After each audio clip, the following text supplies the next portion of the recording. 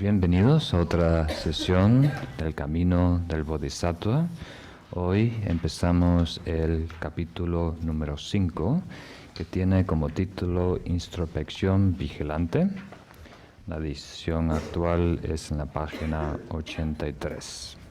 Este capítulo es más extenso que el anterior, pero continuamos con el mismo tema. Estamos hablando de los fundamentos de la conducta, de la disciplina, de la ética, ¿no? Y vamos a ver que no solo se limita a eso, toda práctica espiritual de alguna manera necesita cierto control o dominio sobre nuestro estado mental. Muy bien. Entonces, unas pequeñas palabras para introducir el capítulo, el tema, y después ya vamos leyendo verso por verso, analizando todos los puntos pendientes y haciendo preguntas para tener algo que contemplar, compartir luego en el grupo de estudio del domingo. Entonces, este capítulo, Shantideva introduce 2 herramientas para mantener la mente en paz, en calma, concentrada, apaciguada, ¿no? Lo hablamos anteriormente, ¿no? Cuidado, que era del capítulo anterior, y ahora principalmente la atención plena, que algunas veces utilizo la palabra recolección o mindfulness, y después la introspección. Aquí cualifica introspección diciendo introspección vigilante. Entonces vamos a dar 2 herramientas, la atención plena o recolección y la introspección, que son 2 aspectos de una misma atención, ¿no? El desarrollo de la atención. Entonces, los comentarios sobre este capítulo hacen hincapié en señalar que el mindfulness, la atención plena, la recolección, debe partir o estar relacionada o apoyada de saber, una comprensión de lo que es correcto o apropiado o conveniente para nosotros, o sea, lo que tenemos que adoptar, la conducta que tenemos que adoptar, entretener, y lo que es inconveniente o lo que nos puede perjudicar, la conducta que tenemos que descartar. Y eso es clave, muy importante. Porque hoy en día sabéis que hay este movimiento mindfulness que se está extendiendo por todo el mundo, adoptado no solo por la psicología y la medicina y la academia en general, sino también por grandes corporaciones, ¿no? Para entrenar a sus ejecutivos y trabajadores y hasta para el ejército de Estados Unidos, entrenar sus fuerzas especiales y sus francotiradores, ¿no? Entonces, aquí es muy importante que la práctica, el entrenamiento, la meditación esté acompañada de ética, de lo que es incorrecto y de lo que no es incorrecto. Porque si no, nos puede perjudicar. ¿Captan esa idea? No solo queremos ser más eficientes, no solo queremos soportar presión y tensión, ¿no? Y el estrés de medios ambientes muy exigentes, ¿no? Queremos, aparte de eso, tener la habilidad de domar, apaciguar la mente para que de ahí en adelante toda actividad que podamos realizar tenga más potencia, ¿no? Y pueda lograr un resultado espiritual que sea transformador. Eso es muy importante. Entonces, hoy en día, el movimiento mindfulness define la atención como una atención plena en el presente sin juicio, ¿no? Entonces, aquí, cuando el Buda, los maestros, dicen que esté apoyada de la sabiduría que comprende lo que hay que descartar, lo nocivo, y lo que hay que adoptar, ¿no? Lo positivo, no es un juicio categórico. ¿Captan esa idea? Contextualmente sabemos que eso nos puede perjudicar, que tiene el potencial de provocar una reacción emocional tóxica en nosotros. ¿Captan esa idea? Entonces, una persona que es destructiva o violenta, no es necesariamente mala. Pero por un tiempo a lo mejor nos conviene alejarnos de esa persona si no podemos manejar esa situación. ¿Captan esa idea?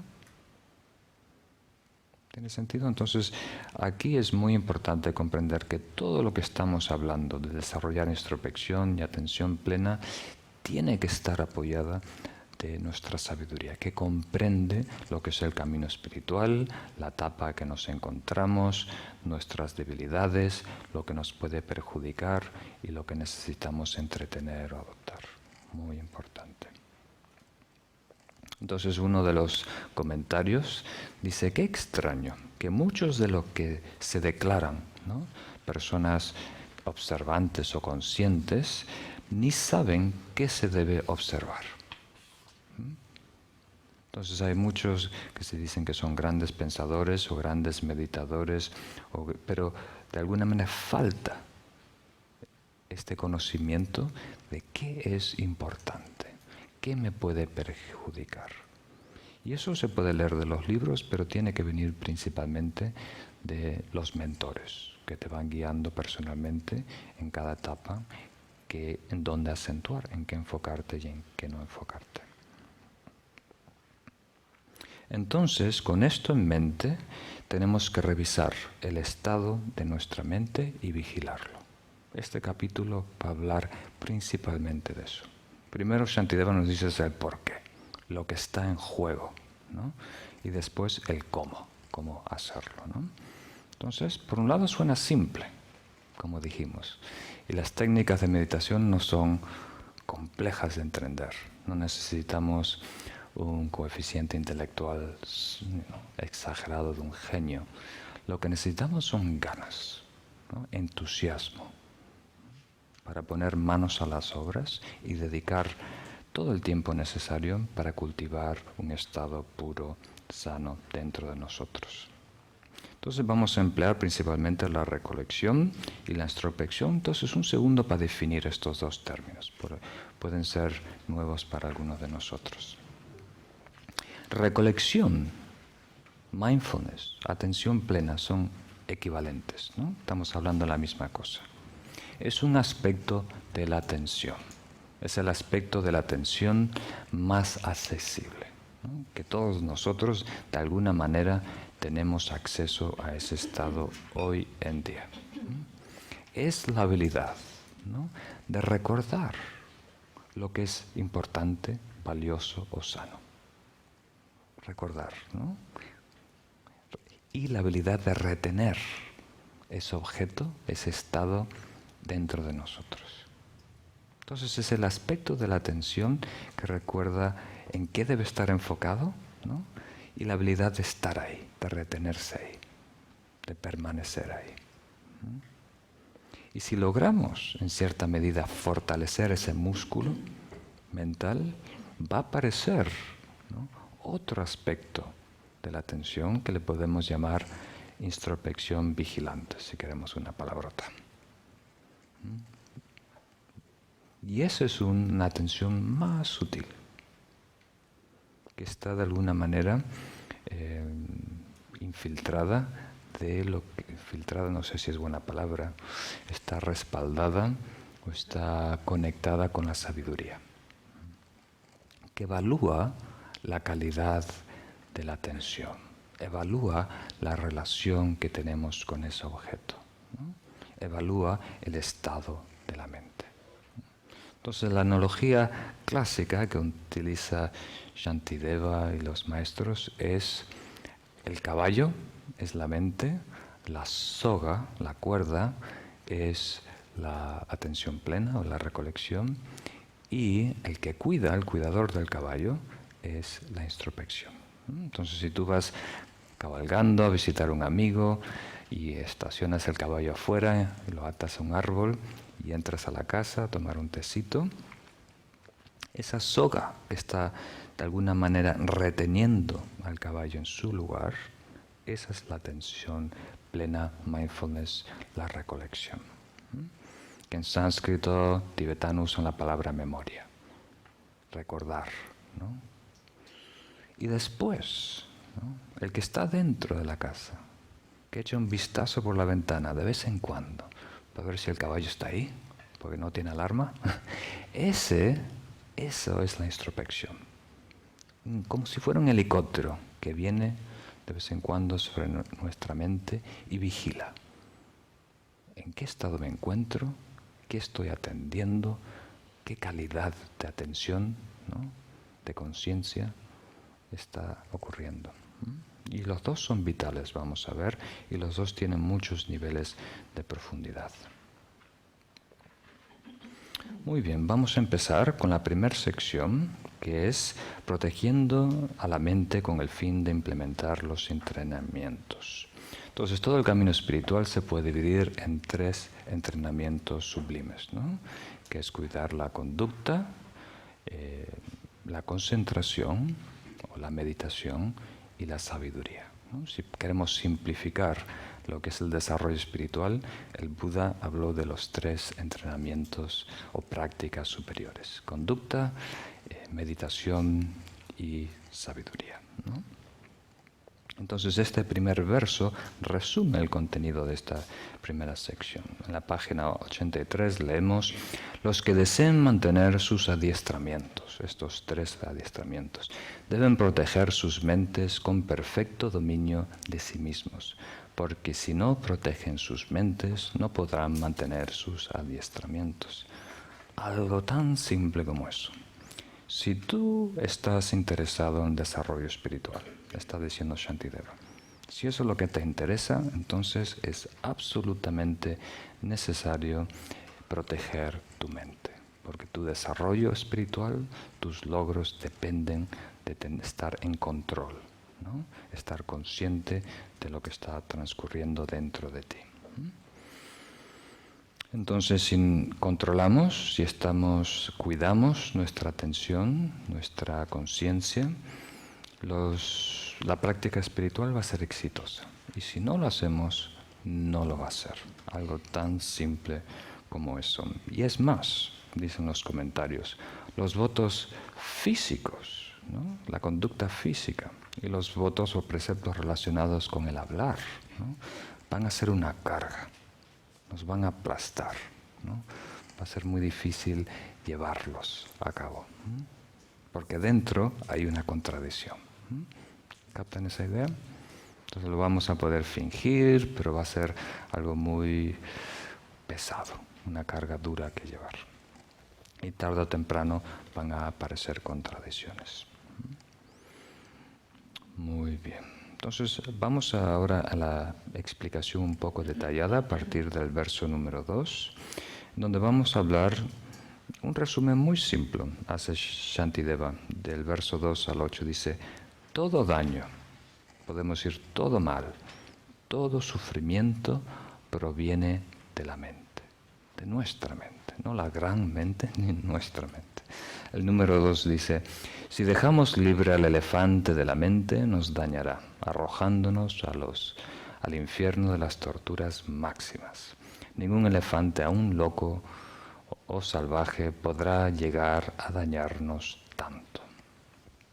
Entonces, en el tiempo de Shantideva, el elefante era la cosa más destructiva que se podía concebir, ¿no? Ahora tenemos tanques, tenemos misiles, bombas atómicas, pero antes lo que usaban los ejércitos, ¿no?, el arma más poderosa es uno de estos elefantes gigantes, ¿no?, que se utiliza para abrir camino en las batallas. Y también lanzaban estos elefantes en las ciudades de los enemigos, ¿no? El ejemplo que da Shantideva y los comentarios, los enloquecían con alcohol y después los soltaban en la ciudad y destrozaban todo, ¿no?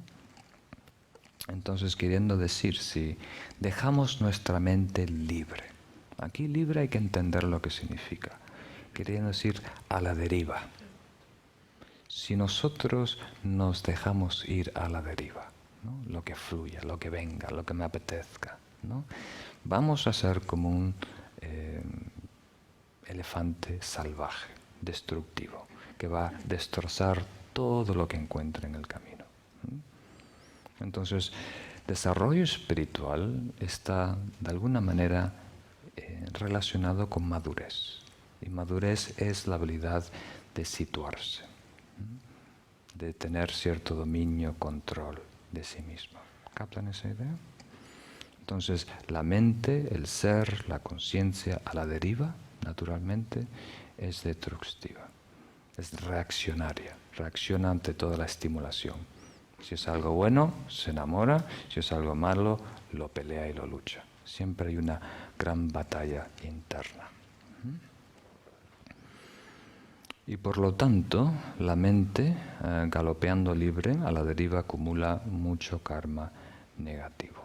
El verso número 3 nos dice: si con la cuerda de la atención atamos firmemente al elefante de la mente, se desvanecerán todos los miedos y cosecharemos todas las virtudes. Entonces, este es un verso muy lindo. Los maestros siempre hacen hincapié en este verso de mencionar lo fácil que es el desarrollo espiritual si nosotros estamos en control de nosotros mismos. Dice, las virtudes te caen en las manos.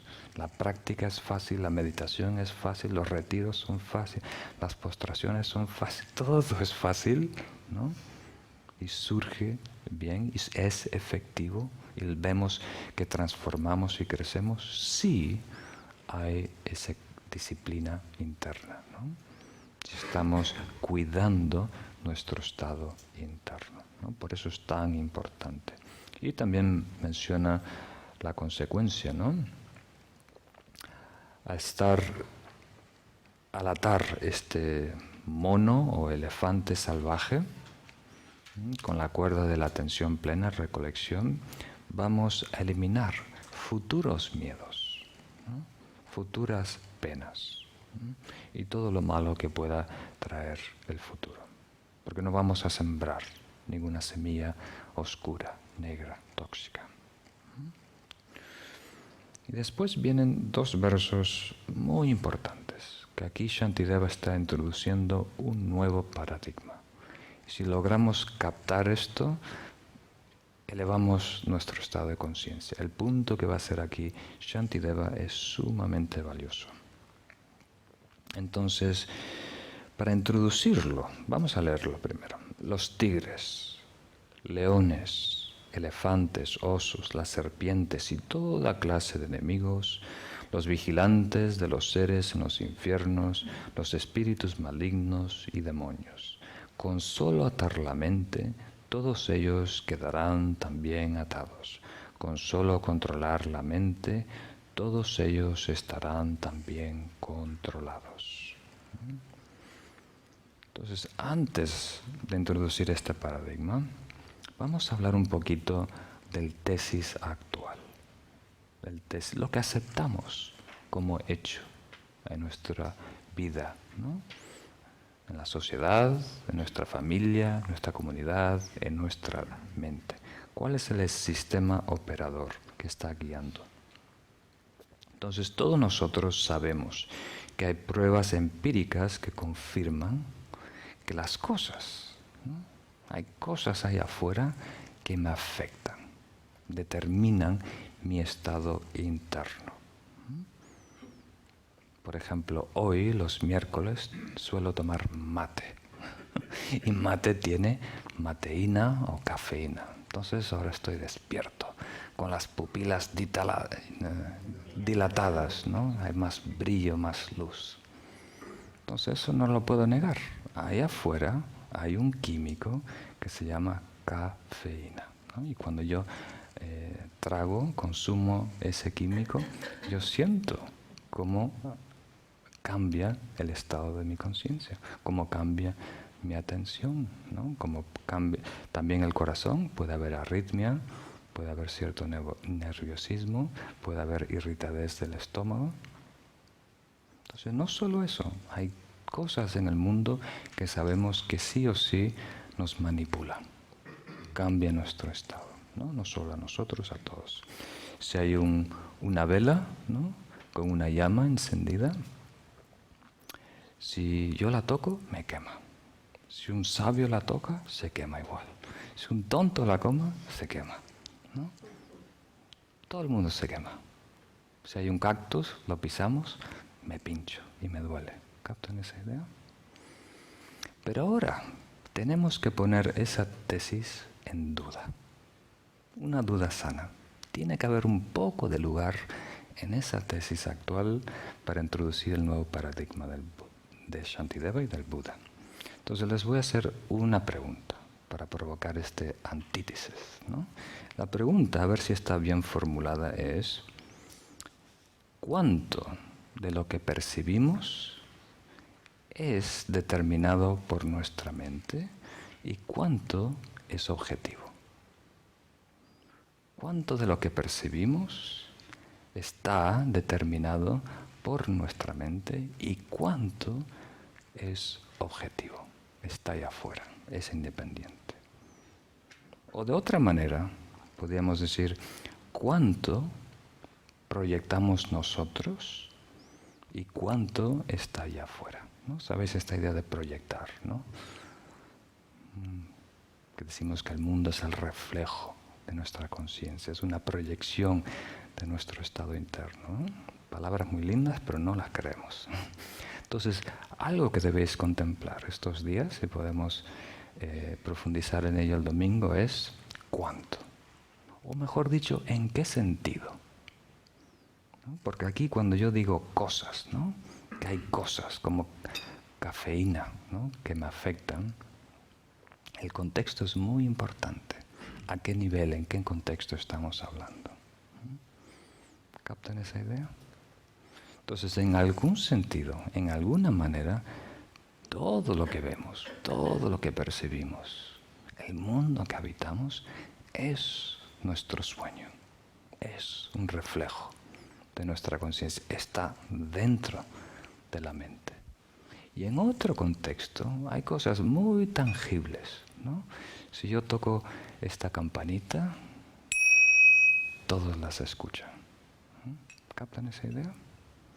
Entonces, para entender esto, como nuevo paradigma, me gustaría hablar de 3 aspectos. Y vamos a darle nombres muy raros, así los acordáis, ¿no? Porque algunos de vosotros no tomáis nota, entonces tienen que ser nombres un poquito extraños. 3 aspectos, los 3 están interrelacionados, si lo contempláis en el futuro, pero ahora vamos a diagramarlo, a ver 3 diferentes aspectos. El primero es enfado al enfado, algo que lo mencioné antes. El segundo le podemos llamar fruta de Monsanto. Y el tercero le podemos llamar nangwa. Vamos a usar una palabra tibetana, nangwa. Entonces, cuanto más raro mejor, así queda grabado. Entonces, la idea de esta contemplación, ¿no? De cuánto está dentro de nosotros y cuánto está fuera, es para descubrir algo.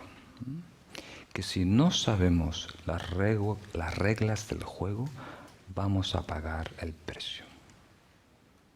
Si no sabemos cómo y de qué manera el mundo allá afuera nos afecta y dicta nuestro estado interno, vamos a tener que pagar el precio con dolor, sufrimiento, ¿no?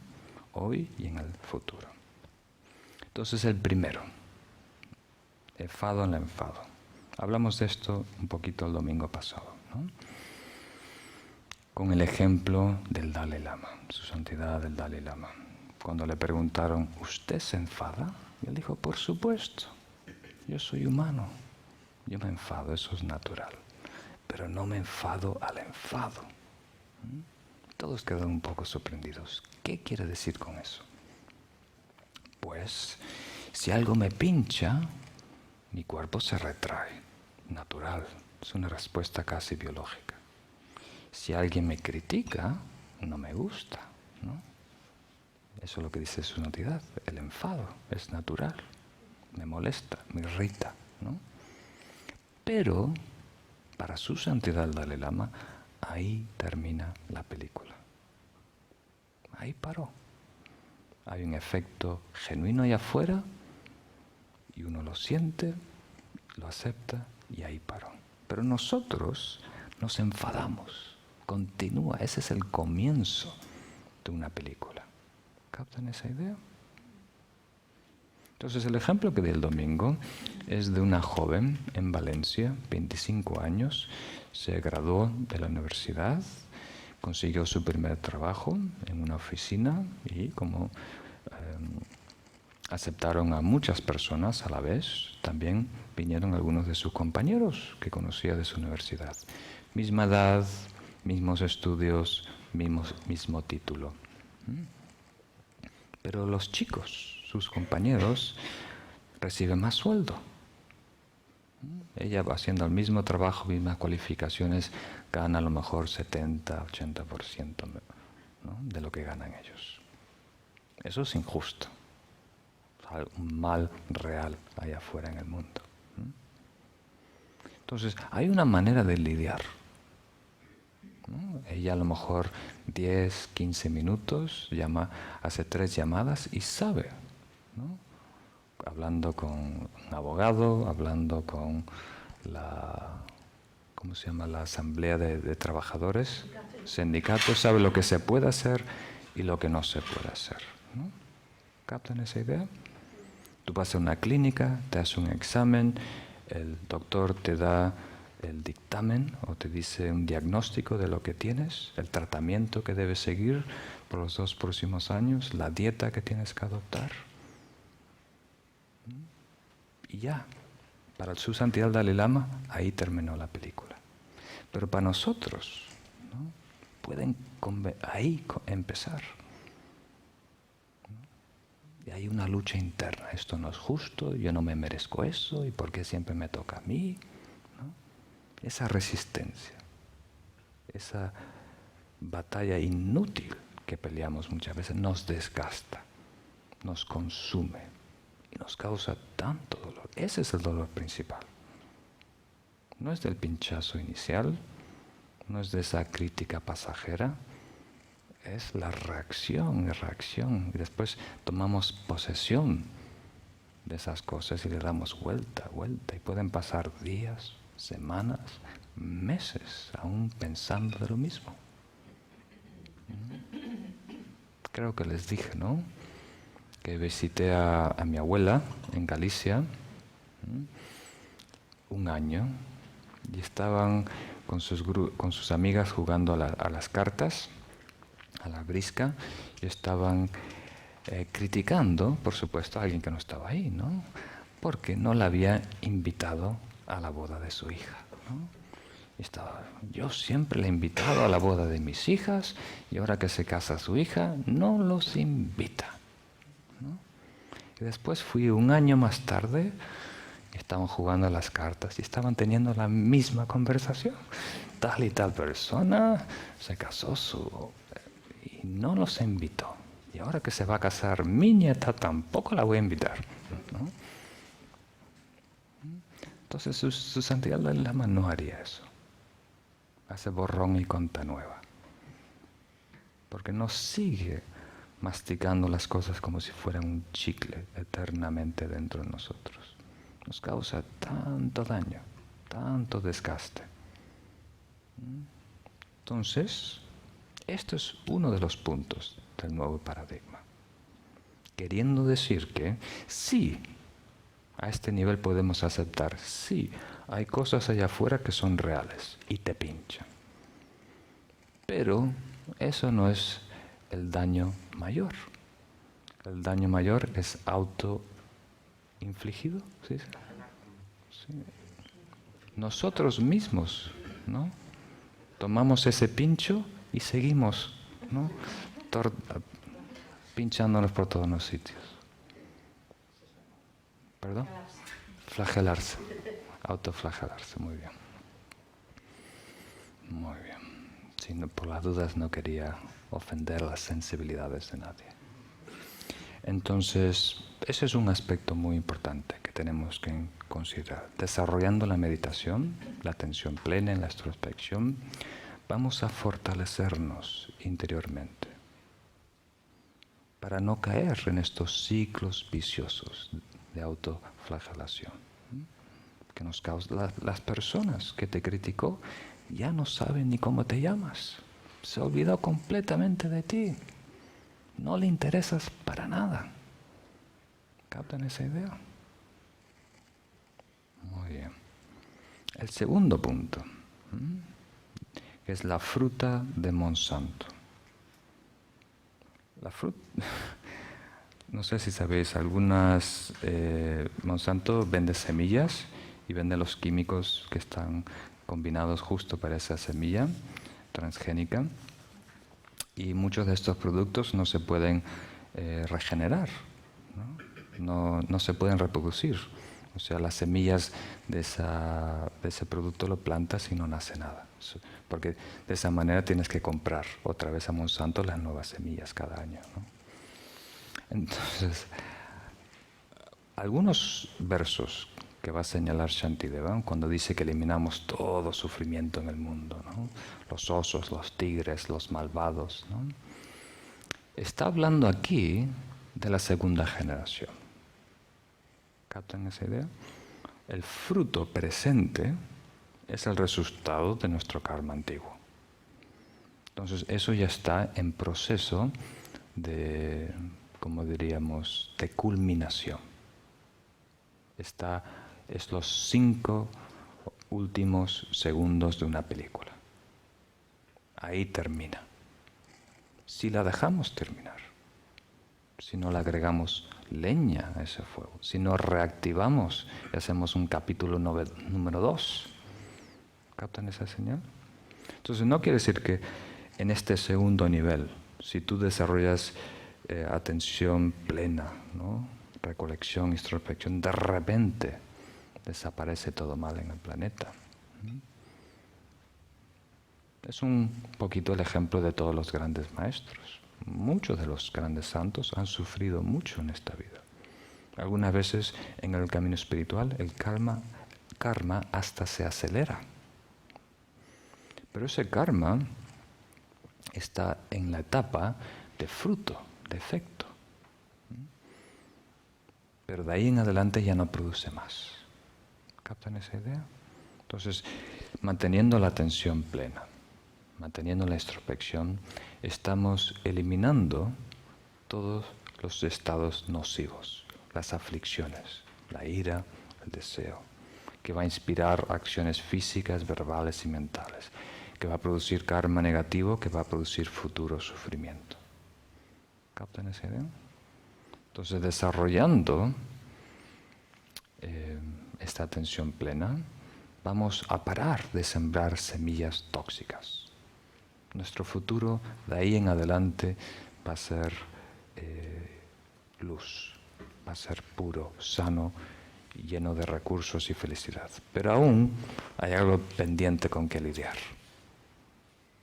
Pero si nuestra mente está entrenada, eso simplemente es deudas a pagar. Ya no tienen consecuencias en el futuro. ¿Captan esa idea? Muy bien. Eso le llamamos la fruta de Monsanto. Y el tercer aspecto, este es el más delicado de comprender. Nangwa no hay un equivalente directo en inglés y en castellano. Nangwa muchas veces lo traducen como visión o percepción, ¿no? Entonces, en contexto general, cuando hablamos de objetividad, ¿no? Es todo lo que no es el sujeto. Entonces, el mundo que me rodea es el objeto, las personas son el objeto para mí, ¿no? Las cosas y demás. ¿Captan esa idea? Pero si cambiamos el contexto y hablamos solo de la mente, ¿no? Solo de la mente. Dentro de la mente también vamos a ver una división entre sujeto y objeto. Un aspecto que percibe, que es consciente, y lo percibido, lo que estamos conscientes de.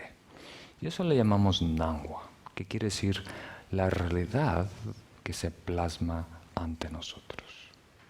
Parece estar afuera, parece estar adentro, depende de la sensibilidad del meditador, pero es lo que surge delante de la conciencia. Eso le llamamos Nangwa, lo que surge, la percepción, nuestra realidad, la realidad que habitamos. Entonces, a esto muchas veces le denominamos visión kármica. Entonces, si no os gusta la palabra Nangwa, usar visión kármica. Y esto es un poquito diferente a lo que comprendemos allá afuera de uso cotidiano. Cuando hablamos que cada uno, ¿no?, tiene una percepción de la realidad, normalmente lo que quiere decir las personas con eso es que nosotros le añadimos valores, ¿no? Juzgamos las cosas. Este libro es importante, este libro es una tontería, este libro es caro o este libro es malo. Esta persona es buena, esta persona no es buena. Esta comida es rica, esta comida no es rica. Pensamos que las diferencias se limitan a eso, ¿no? Entonces eso ya lo entendemos, aquí no estamos hablando de eso. Cuando hablamos de visión kármica, entre los humanos, podemos comprender que personas están viendo un objeto, el mismo objeto, ¿no?, con la misma silueta, ¿no?, separado de su fondo, ¿no?, pero tener otra realidad, apreciar otra realidad diferente. Por ejemplo, un cigarro. ¿Cómo se dice un cigarro? ¿Hay otra palabra? ¿Petillo? Pitillo, o un puro cubano. Un habano. Entonces, para algunas personas es algo delicioso, atractivo, pero cuando alguien deja de fumar, ¿no?, puede oler, ¿no?, el tabaco impregnado en una persona que estuvo hablando con otro que fumó en casa. Son muy sensibles y le da cierto rechazo, cierto asco, ¿no? Yo lo experimenté en el contexto de carne, ¿no? Yo soy muchos años ya vegetariano. Me hice vegetariano cuando estaba en la universidad, cuando tenía creo que 19 años. Y tomó bastante tiempo. Pero yo me acuerdo mis primeros viajes por la India y Nepal, vi como carniceros vendían la carne afuera, colgada al aire libre, llena de moscas, ¿no? Y yo cuando veía ese trozo, ¿no?, de carne colgado ahí, yo veía un animal muerto. No veía algo comestible, no veía carne, ¿no? Veía la carcasa, ¿se dice así? La carcasa o un difunto ahí colgado. No sé si... Entonces, para tener un ejemplo muy simple, a lo mejor casi tonto, pero si funciona vale la pena hacer el ridículo. Si os recordáis dibujos animados, ¿no?, los antiguos, ¿no?, en donde estaba el conejo o el pato en una isla desértica, ¿no?, y de repente le invitan a darse a ducharse o bañarse, ¿no?, pero realmente los nativos están preparando una sopa, pónganla adentro, y de ese animal sale unas globitos, ¿no?, para decir que el otro está pensando, y ve un pollo, ¿no ves? Veía un pollo cocinado, en vez de ver el pato, ya lo veía todo preparado, tenía una percepción de comida. ¿Captan esa idea? Y eso es muy interesante. Entre la especie humana, hoy en día, sentado a lado, puedes estar viendo la misma cosa, ¿no?, y alguien estar viendo, ¿no?, comida y otros viendo muerte, ¿no?, a un difunto, ¿no? ¿Captan esa idea? Entonces eso se llama visión kármica. Va más allá de los conceptos, de la interpretación, de los juicios. Es como se manifiesta, cómo te salta a ti esa realidad, ¿no? Y aún un grado más lejano es la visión kármica entre especies. Eso es difícil de imaginar, pero es radicalmente diferente. Cuando nosotros pensamos en un toro, en un perro, ¿no? Ellos ven el mundo de blanco y negro. ¿Cómo se dice? Una mosca ve todo como con muchos cuadraditos, ¿no? Pensamos que la percepción de cada ser varía porque tienen cámaras diferentes, teleobjetivos diferentes, ¿no? Captan esa idea que el prisma por la que ven la realidad varía. Pero la visión kármica no dice eso. Su realidad es radicalmente diferente a la nuestra, el mundo que habita, ¿no? Si hay una termita aquí, esto es comida, esto es hogar. Su visión es imposiblemente diferente. No sé si lo captan. Y después hay otro paso más, un paso más profundo, que es el ejemplo clásico de cuando el Buda está sentado al pie del árbol Bodhi, ¿no? A punto de lograr la iluminación, se levanta todos los malvados del universo contra él, ¿no? Y le lanzan todo tipo de misiles y flechas y fuego. Y a él desciende flores, como si fuera una lluvia de pétalos. Esto es un cambio radical. Y no hay que ir tan lejos al Buda. Hay ejemplos de Tongme Sampo, uno de los grandes sakyas, uno de los grandes maestros. Cuando él estaba meditando en la cueva, estaban jugando al lado de él un lobo y una oveja, ¿no? O sea, en su entorno, ¿no? No podría haber aflicción, no podía haber ira, no podía haber maldad. Y hay muchos ejemplos, ¿no?, de santos católicos que podían, los animales salvajes se acercaban a ellos sin miedo, porque irradiaban ese estado de amor. ¿Captan esa idea? Entonces, el Nangwa, la visión kármica a un nivel muy profundo, radicalmente transforma la realidad que habitamos. Y hasta si hay alguien con intenciones malignas, supuestamente, uno recibe las bendiciones si tiene un estado muy puro. ¿Captan esa idea? Y estos son el nuevo paradigma que está introduciendo aquí Shantideva. Si logramos tener control, yo sé que a muchos de vosotros no les gusta esa palabra, control, si estamos de alguna manera en armonía con nuestro estado interno, si tenemos esta autodisciplina, esta conciencia pura, eso va a radicalmente cambiar el mundo que habitamos, lo que escuchamos, cómo nos relacionamos con otras personas. Todo parte de esa visión interna dentro de nosotros.